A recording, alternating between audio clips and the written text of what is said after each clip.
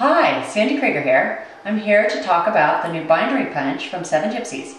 Now, if you like to make altered books or mini books, and you've ever tried to drill through with those Japanese drill punches, the book board or anything that's thick, and you know you're pressing and pressing and pressing, it takes forever, you are going to love this product because it punches through book board like it's butter.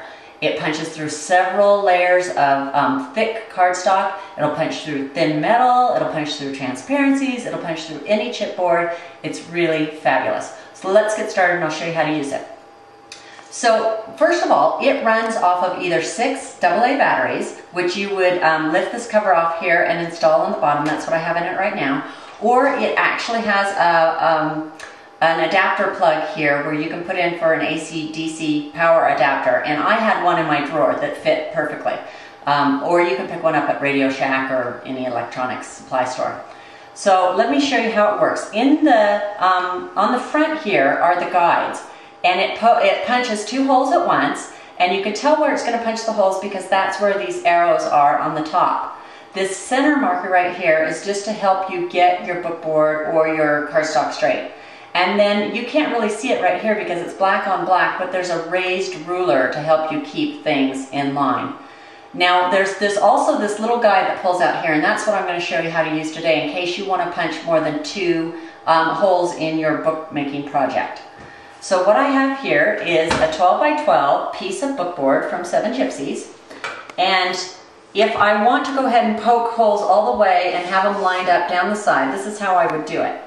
So I would insert it first, and I would insert it with the edge. There's a little marker right here on that you can't really see because it's again the raised ruler part, but I would just slide this in like such, and then the button to have it poke the holes is up here on top. And you can hear that it just pops through that really like butter. Super simple. So now I have 2 holes, but I want holes going down all the way down the side, and I also want them to be just a little bit closer together, so I want to poke holes in the middle here. So what I do is there's this guide on the side, and it usually comes pulled in like that, and it's got stops. So if I pull it out to the first stop, it'll click.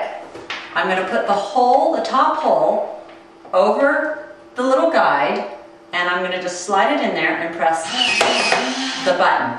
And now, as you can see, get this off, now I've got 4 holes that are evenly spaced on my bookboard project.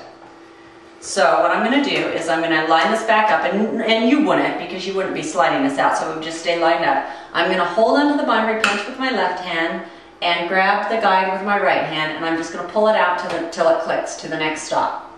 I'm going to push the button again so it pokes through again.